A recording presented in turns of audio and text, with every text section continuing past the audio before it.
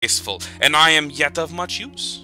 I know what it is you learned from the lovely Dune planet. Waste not. True, Baron? The Baron continued to stare at Piter. Phaedruatha squirmed in his chair. These wrangling fools, he thought. My uncle cannot talk to this mentat without arguing. Do they think I have nothing to do except listen to their arguments? Fade, the Baron said. I told you to listen and learn when I invited you here. Are you learning? Oh, yes, uncle. The voice was carefully subservient. Sometimes I wonder about Piter, the Baron said. I cause pain out of necessity, but he, I swear, he takes a positive delight in it. For myself, I can feel pity towards the poor Duke Leto. Dr. Yui will move against him soon, and that'll be the end of all the Atreides. But surely Leto will know whose hand directed the pliant doctor, and knowing will be a terrible thing. Why haven't you directed the doctor to slip a kinjal between his ribs quietly and efficiently? Piter said. You talk of pity, but the Duke must know when I encompass his doom, the Baron said. And the other great houses must learn of it. The knowledge will give them pause. I'll gain a bit more room to maneuver. The necessity is obvious, but I don't have to like it. Room to maneuver, Piter sneered. Already, you have the Emperor's eyes on you, Baron. You move too swiftly. One day the Emperor will send a legion or two of his Sardaukar down here to Giti Prime, and there'll be an end to the Baron Vladimir Harkonnen. You'd like to see that, wouldn't you, Piter? The Baron asked. You'd enjoy seeing the court of Sardaukar pillage through my cities and sack this castle. You'd truly enjoy that. Does the Baron need to ask? You should have been a Bashar of the Corps, the Baron said. You're too interested in blood and pain. Perhaps I was too quick with my promise of spoils of Arrakis. Piter took 5 cautiously menacing steps into the room. He stopped directly behind Phaedruatha. There was a tight air of tension in the room, and the youth looked up at Piter with a worried frown. Do not toy with Piter, Baron, Piter said. You promised me the Lady Jessica. You promised her to me. For what, Piter? For pain? Piter stared at him, dragging out the silence. Phaedruatha moved his dispenser chair to one side and said, Uncle, do I have to stay? You said, my darling Phaedruatha grows impatient, the Baron said. He moved within the shadows behind the globe. Patience, Phade. And he turned his attention back to the mentat. What of the Dukeling, the child Paul, my dear Piter? The trap will bring him to you, Baron, Piter murmured. That is not my question, the Baron asked. You'll recall that you predicted that Bene Gesserit witch would bear a daughter to the Duke. You are wrong, eh, mentat? I am not often wrong, Baron, Piter said, and for the first time there was fear in his voice. Give me that. I am not often wrong. And you know yourself these Bene Gesserit bear mostly daughters, given the Emperor's consort produced only females. Uncle, asked Phaedruatha, you said there'd be something important here for me to... Listen to my nephew, the Baron said. He aspires to rule my barony, yet he cannot even rule himself. The Baron stirred beside the globe, a shadow among shadows. Well then, Phaedruatha Harkonnen, I summoned you here hoping to teach you a bit of wisdom. You have observed our good mentat. You should have learned something from this exchange. But, Uncle, a most efficient mentat, Piter, wouldn't you say, Phade? Well, yes, but... Ah, indeed. But. He consumes too much spice. Eats it like candy. Look at his eyes. He might have come directly from the Arrakeen labor pool. Efficient, Piter, but still emotional and prone to passionate outbursts. Efficient, Piter, but he can still err. Piter spoke in a low, sullen tone. Did you call me here to impair my efficiency with criticism, Baron? Impair your efficiency? You know me better than that, Piter. I wish only for my nephew to understand the limitations of a mentat. You are already training my replacement? Replace you? Why, Piter, where could I find another mentat with your cunning and venom? The same place you found me, Baron. Perhaps I should at that. You do seem a bit unstable lately, and that spice you eat. Are my pleasures too expensive, Baron? Do you object to them? My dear Piter, your pleasures are what tie you to me. How could I object to that? I merely wish my nephew to observe this about you. Then I am on display. Shall I dance? Shall I perform my various functions for the eminent Fade Rotha? Precisely, the Baron said. You are on display. Now be silent. He glanced at Fade Ruatha, noting his nephew's lips, the full, pouting look of them, the Harkonnen genetic marker, now twisted slightly in amusement. This is a Mentat, Fade. It has been trained and conditioned to perform certain duties. The fact that it is encased in a human body, however, must not be overlooked. A serious drawback, that. I sometimes think the ancients with their thinking machines had the right idea. They were toys compared to me, Piter snarled. You yourself, Baron, could outperform such machines. Perhaps, the Baron said. Ah, well. He took a deep breath and belched. I can't belch.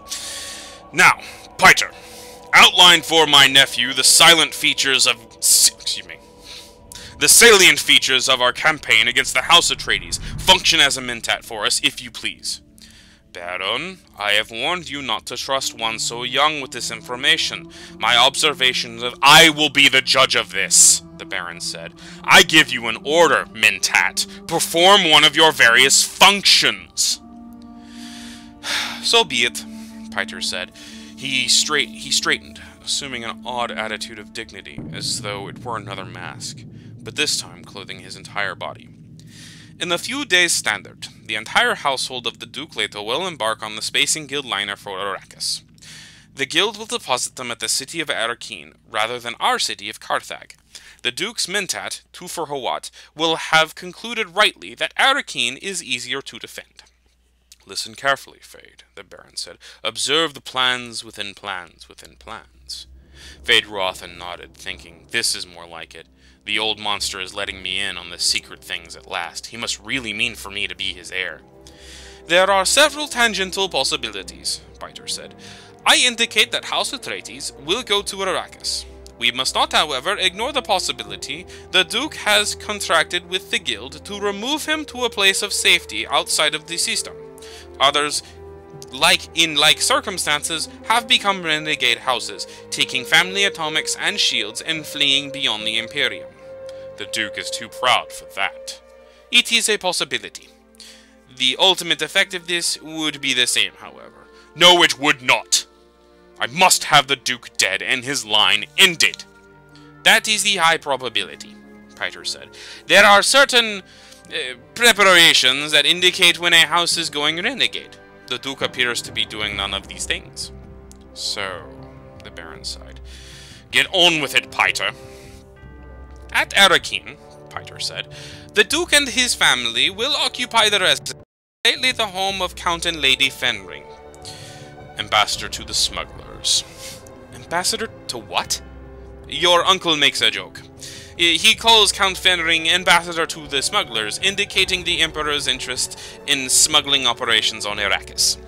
Fade Ruatha turned a puzzled stare at his uncle. Why? Don't be dense, Fade, the Baron snapped. As long as the Guild remains effectively outside Imperial control, how could it be otherwise? How else could spies and assassins move about? Fade's mouth made a soundless "oh." We've arranged diversions at the residency, Piter said. There will be an attempt on the life of the Atreides heir. An attempt which could succeed. Piter, the Baron rumbled. I indicated accidents can happen, Piter said, and the attempt must appear valid. But the lad has such a sweet young body, the Baron said. Of course, he is potentially more dangerous than the father, what with that witch mother training him. Accursed woman. Well. Please continue, Piter. Hawat will have divined that we have an agent planted on him, Piter said. The obvious suspect is Dr. Yui, who is indeed our agent. But Hawat has investigated and found that our doctor is a Sook School graduate with Imperial conditioning, supposedly safe enough to administer even to the Emperor. Great store is set on Imperial conditioning. It is assumed that ultimate conditioning cannot be removed without killing the subject. However, as someone who once observed, given the right lever, you can move a planet. And we have found a lever. How? Feyd-Rautha asked. He found this a fascinating subject. Everyone knew you couldn't subvert Imperial conditioning. Another time. Continue, Paita. In place of Yui, we will drag a most interesting suspect across Hawat's path. The very audacity of this suspect will recommend her to Hawat's attention. Her? Feyd-Rautha asked. The Lady Jessica herself. Is it not sublime? Hawat's mind will be so filled with the prospect, it'll impair his function as a mentat. He may even try to kill her! But I do not think he'll be able to actually carry that off. You don't want him to, eh? Don't distract me. While Hawat's occupied with Lady Jessica, we'll divert him further with uprisings in a few garrison towns and the like. These will be put down. The Duke must believe he is gaining a measure of security. Then, when the moment is ripe, we will signal Yui and move in with our major force of, Go ahead. Tell him. We will move in strengthened by 2 legions of Sardaukar, disguised in Harkonnen livery. Sardaukar! Feyd-Rautha breathed. His mind focused on the dreadful Imperial troops, the killers without mercy, the soldier fanatics of the Padishah Emperor himself. You see how I trust you, Feyd, the Baron said. No hint of this must ever reach the other great houses, else the Landsraad might unite against the Imperial House, and there would be chaos. The main point is this. Once House Harkonnen has been used to do the Imperial dirty work, because of that, we have gained a true advantage. It is a dangerous advantage, to be sure, but if used cautiously, it could bring House Harkonnen greater wealth than that of the other houses in all of the Imperium. You have no idea how much wealth is involved, Feyd, the Baron said. Not in your wildest imaginings. To begin with, we'll have an irrevocable directorship in the Chom Company. Feyd-Rautha nodded. Wealth was the thing. Chom was the key to wealth. Each noble house dipping into the company's coffers whenever it could under the power of directorships. Those Chom directorships. They were the real evidence of political power in the Imperium, passing with the shifts of voting strength within the Landsraad as it balanced itself against the Emperor and his supporters. The Duke Leto, Piter said, may attempt to flee to the New Fremen scum along the desert's edge, or may try to send his family into that imagined security. But the path is blocked by one of His Majesty's agents, the planetary ecologist. You may remember him. Kynes. Feyd remembers him. Get on with it. You do not drool very prettily, Baron. Get on with it, I command you! Piter shrugged. If matters go as planned, House Harkonnen will have a sub-fief on Arrakis within a standard year. Your uncle will have dispensation on that fief. His own personal agent will rule on Arrakis. More profits, said Feyd. Indeed, the Baron said, and he thought, it's only just. We're the ones who tamed Arrakis, except for the few mongrel Fremen hiding in the skirts of the desert, and some tame smugglers bound to the planet almost as tightly as the native labor pool. And the great houses will know. The Baron has destroyed the Atreides. They will know. They will know. Loveliest of all, Piter said, is the Duke will know too. He knows now. He can already feel the trap. It is true. The Duke knows, the Baron said, and his voice held a note of sadness. He could not help but know. More is the pity. The Baron moved out and away from the globe of Arrakis. As he emerged from the shadows, his figure took on dimensions, grossly and immensely fat, and with subtle bulges beneath the folds of his dark robes to reveal that all this fat was sustained partially by portable suspensors harnessed to his flesh. He might weigh 200 standard kilos in actuality, but his feet could carry no more than 50 of them. I am hungry, the Baron rumbled. and he rubbed his protruding lips with a beringed hand.